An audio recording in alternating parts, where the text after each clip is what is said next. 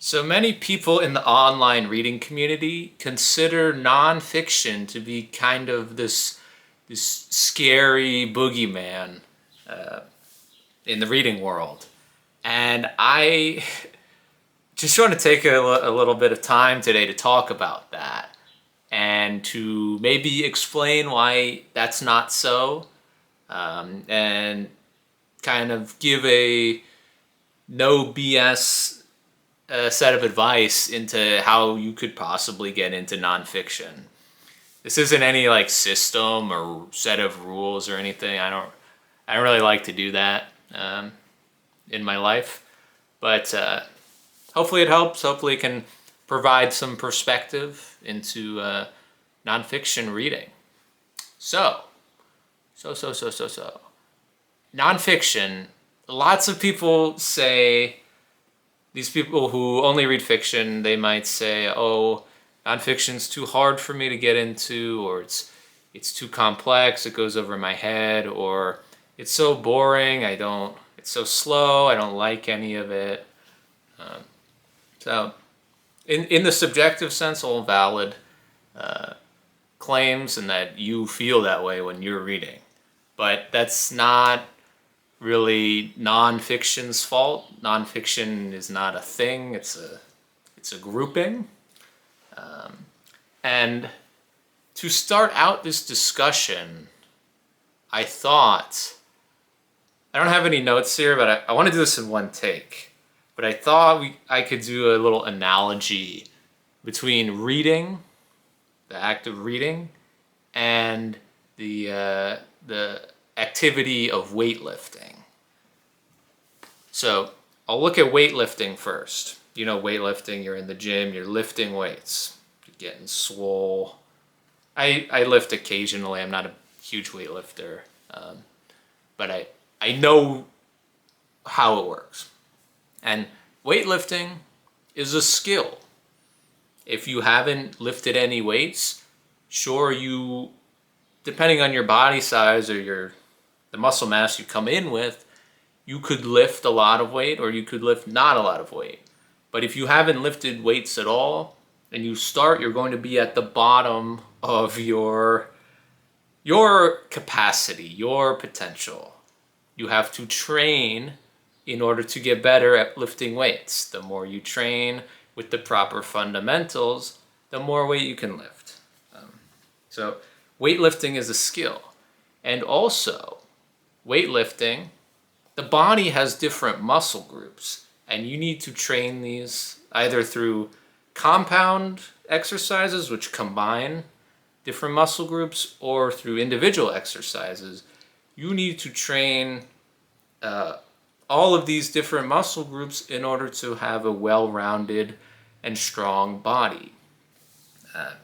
If you only lift upper body with your biceps and triceps, and you get massive arms, but then you have little pencil stick legs, people are going to make fun of you because you're not well-rounded, you're lopsided. That's that's just a joke. But so yeah, that's weightlifting. Skill, you can get better, and there's different weight group or muscle groups that you need to train differently in order to see the best results for your body. And I think of reading in the same way, in that, one, reading is a skill. The more you do it, the better you will be. You will have more knowledge, and you will be able to synthesize that knowledge through your past history into what you're reading, and then into future reads, so that you can make more connections and understand text better. And two, you just do it more often, you'll become more efficient at your reading speed, and just by virtue of having read more words, things are easier to understand the more you do it. So reading is a skill that you can get better at, and there are different genres of books to read. Within the whole overarching category of books, there's, of course, fiction, nonfiction. If you separate them out, poetry and plays and some other miscellaneous forms. But we can just talk about fiction and nonfiction. Within those, there are tons of genres, and each have their own history. They have their own styles and themes. A lot of these overlap, of course, but they're all different. And inside these genres, if you want to excel at the reading and understanding and synthesis of the entire genre, you have to work at it. You have to be dedicated, and yeah, you have to work at it. So what am I saying here? I'm saying that reading is a skill. Reading fiction is a skill, just like reading nonfiction is a skill. And the reason a lot of people find nonfiction difficult or boring is because they haven't really exercised that skill, that capacity for reading nonfiction, because it's different than fiction. Most nonfiction books are written differently.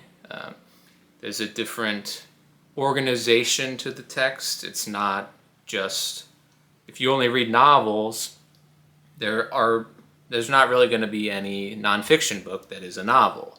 You can have books that are written in a narrative format where there still is a story, but at the base level, it's a different medium, so things are going to be different. But what I'm saying is you can just start at the bottom and make your way up. A lot of people quit things soon after they start because they realize they're not going to be the best in it, or they realize how far they have to go in order to reach even a average level understanding of things. So I'm saying that there's very little barrier to entry in nonfiction reading, but it is important to choose the right books so that you can have a nice upward trajectory in your reading, whether it be nonfiction as a whole, or perhaps you like history, philosophy, psychology, nature, science, religion, crime,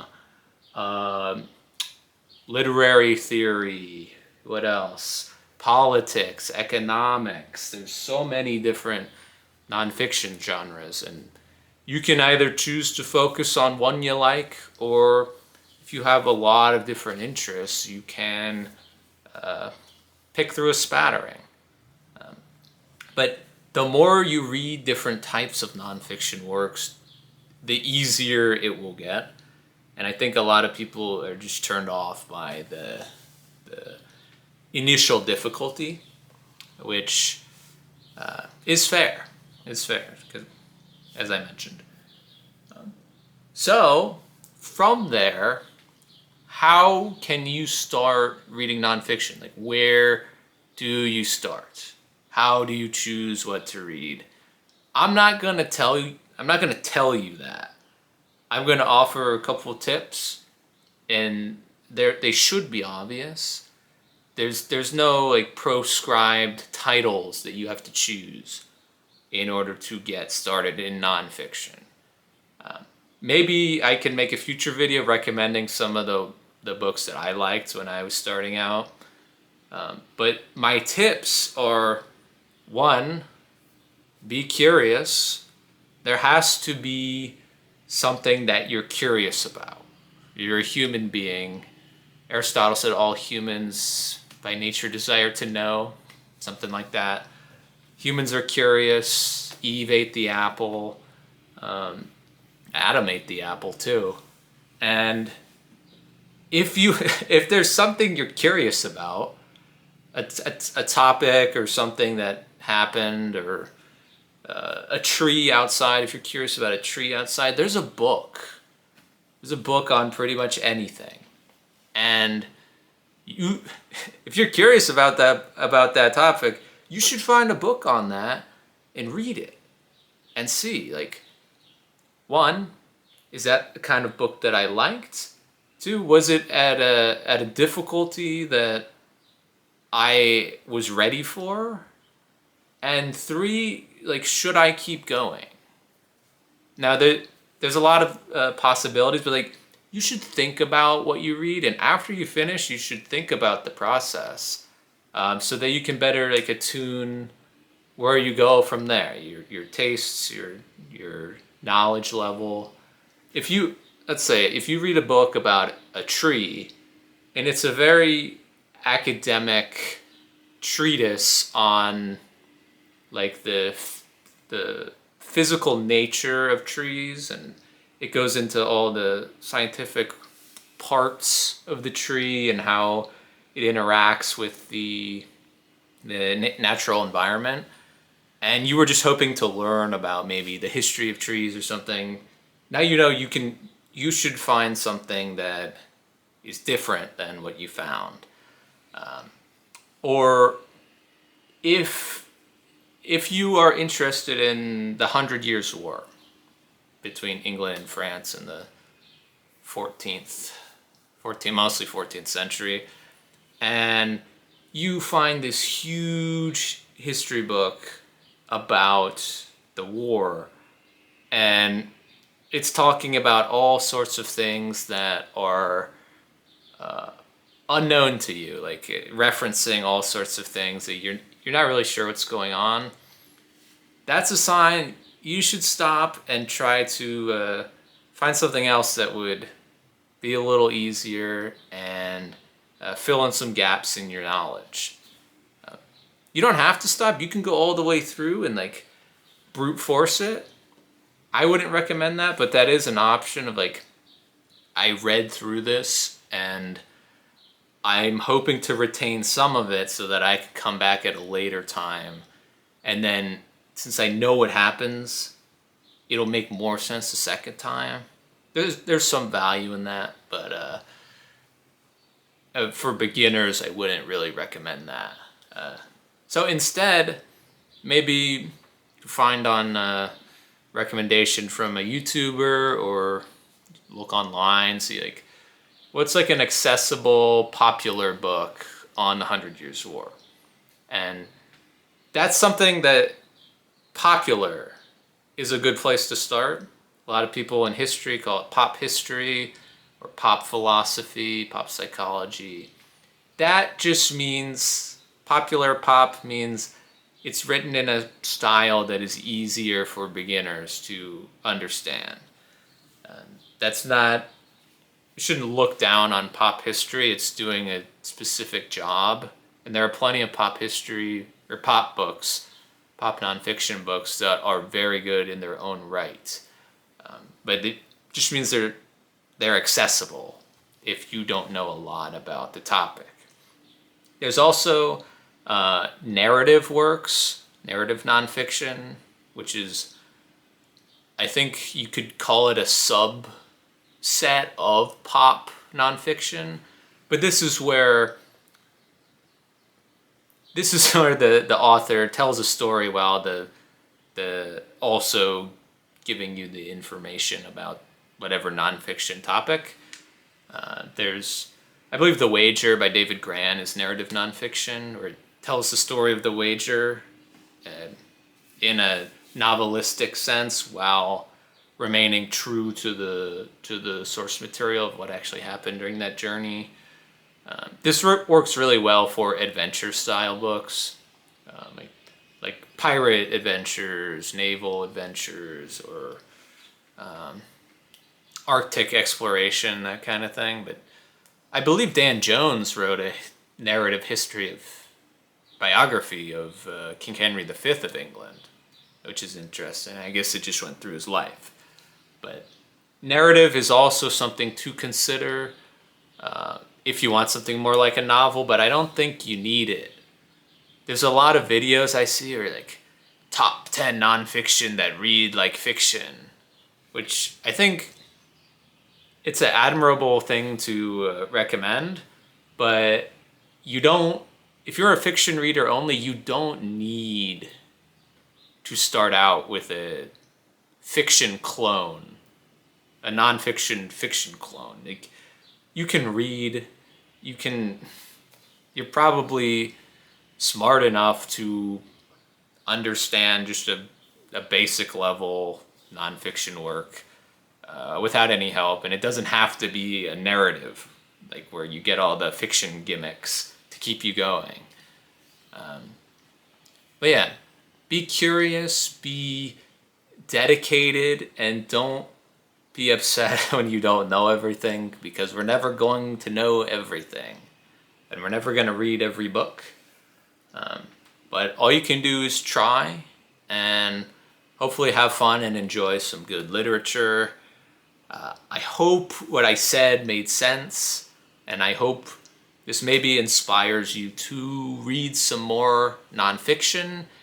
If you're interested, but you haven't really taken the leap, there's plenty of great nonfiction booktube channels or channels that talk about nonfiction. I like to recommend books on my channel. You've probably seen them before if you're a viewer of this channel. But yeah, if you want to, definitely take the plunge. I recommend it. It's not always the easiest thing to read nonfiction books, because many of them rely on such a base of knowledge that you might not have. But I do think it's worth it in the end. So, thanks for watching, and talk to you later.